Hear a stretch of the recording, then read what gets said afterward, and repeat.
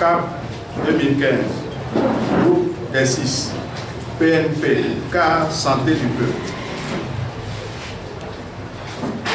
Les 11, 12 et 14 avril 2018, la coalition des 14 a appelé les populations togolaises à des manifestations pacifiques sur toute l'étendue du territoire national pour réclamer le retour à la Constitution de 92 dans sa version originelle, le droit de vote de la diaspora, la réforme institutionnelle et du cadre électoral, la libération des prisonniers politiques et la levée des sièges des villes de Mango, Bafilo et Sokolé.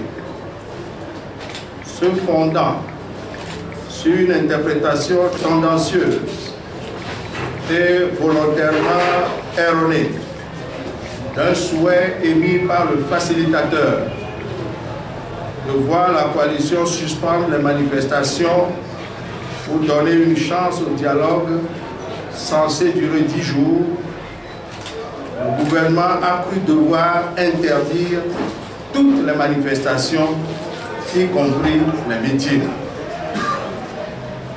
Ainsi, tôt le matin, les forces de défense et de sécurité, puissamment armées, ont envahi les lieux de rassemblement et occupé les différents carrefours de Lomé, pendant que les cars de police et de gendarmerie patrouillent dans les différents quartiers. Ce dispositif répressif est observé dans les autres localités du pays. En dépit de cette armada, les vaillantes populations du Togo, jalouses de leur liberté, ont amorcé les rassemblements pour manifester. Face à cette détermination du peuple, les forces de défense et de sécurité ont chargé avec une rare violence les manifestants. Ainsi, tout début de regroupement, même en dehors des lieux de rassemblement, est violemment réprimé, faisant souvent des victimes innocentes. Cette attitude des forces de défense et de sécurité n'a pas manqué de créer des incidents très graves à travers le pays sur lesquels il convient de revenir.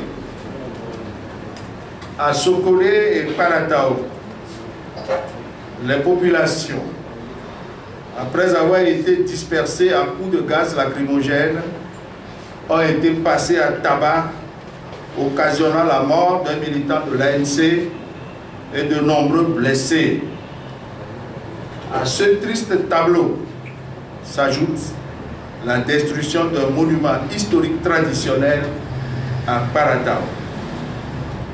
À Palimé, les populations de cette localité, mobilisées très tôt, ont été chargées violemment à coups de matraque, de tirs de gaz lacrymogène et de balles en caoutchouc.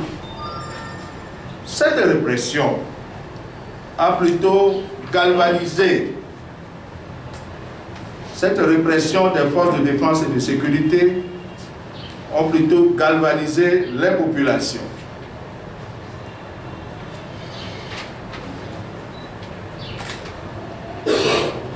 Ainsi, les populations ont par leur bravoure pu manifester le mercredi 11 avril à Palimé. Malheureusement, la nuit de ce mercredi à jeudi, Palimé a été le théâtre d'expéditions punitives jusque dans les domiciles de la part des forces de défense et de sécurité, organisant de nombreux blessés et de nombreuses arrestations, dont le secrétaire fédéral du PNP.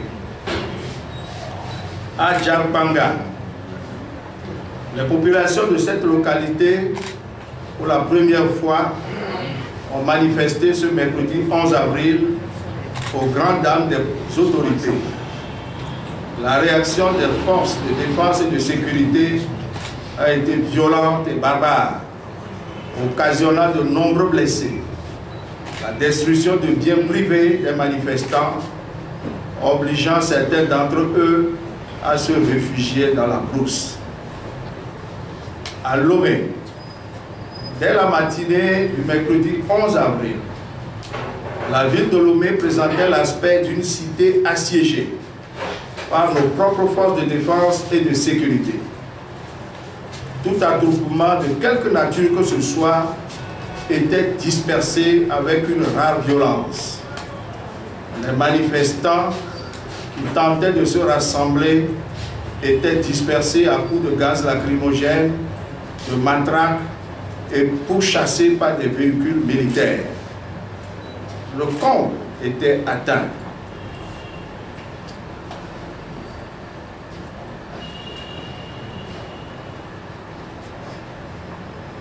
Le comble a été atteint ce jour-là avec l'agression caractérisée sur les leaders de l'opposition sortis pour constater de visu ce qui se passait dans la ville.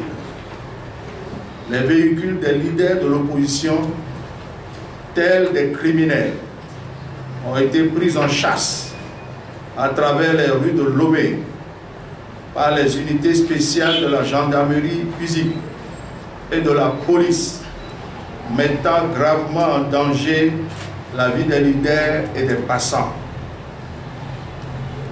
Ce rodéo dans la ville de Lomé a été conclu par l'immobilisation en pleine circulation, manu militari, du véhicule de M. Jean-Pierre Fabre, ses vitres brisées à coups de crosse et la mise en joue de ce dernier.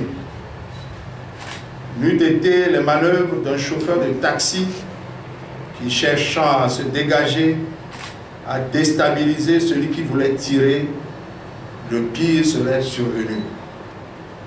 On dénombre en outre des blessés et des dégâts matériels importants, tels que des bris de vitres arrière et latérales de la voiture de M. Habia Nikodem, le rétroviseur de Mme Adjamago et des dégâts sur les véhicules de passants.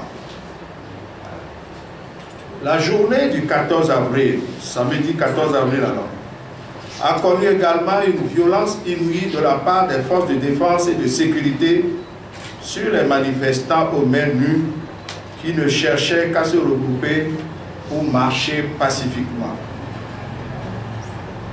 Le fait singulier à signaler ce jour-là est la tentative de prise en otage des leaders de l'opposition réunis au siège de la CDPA.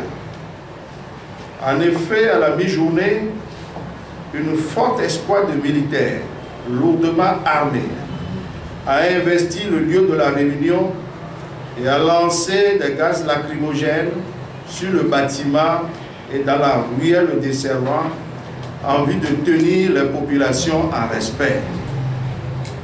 Les leaders de l'opposition n'ont eu la vie sauve que grâce à l'efficacité, le courage et la détermination des jeunes, des services d'ordre et des chauffeurs des leaders qui ont réussi à les exfiltrer. C'est le lieu de leur rendre un vibrant hommage. Au total, ces 3 jours de manifestation que le régime RPT UNIR a tenté d'étouffer dans l'œuf par la violence des forces de défense et de sécurité affichent un bilan lourd. 1 mort, 174 blessés, dont 92 dans un état grave, parmi lesquels des femmes et des enfants. 253 arrestations, dont 227 libérés à ce jour. Le reste, soit 26 personnes détenues à la prison civile de Lomé et 1 personne à Palimé, le secrétaire fédéral du PNP. des dégâts matériels importants sur les biens des populations. Nous nous inclinons devant la mémoire du défunt et exprimons notre sympathie aux blessés. Nous leur promettons que leur sacrifice ne sera pas vain. La coalition invite les populations à rester mobilisées et à être à l'écoute des prochains mots d'ordre.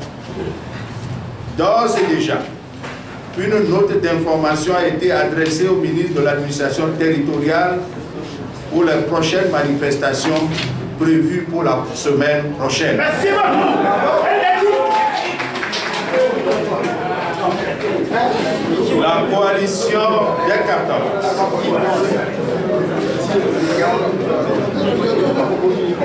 La coalition des 14 condamne avec la dernière énergie le gangstérisme d'État du pouvoir RPT unir. Le peuple togolais n'acceptera jamais de se voir dépossédé de son droit constitutionnel de manifester. Quelles que soient les contorsions du pouvoir, le Togo accouchera sa démocratie cette année 2018.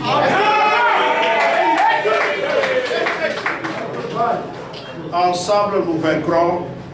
La lutte populaire est invincible. Fait à Lomé le 18 avril 2018 pour la coalition des 14, la coordinatrice Brigitte Kafri Adjamago Johnson. Je vous remercie. Merci.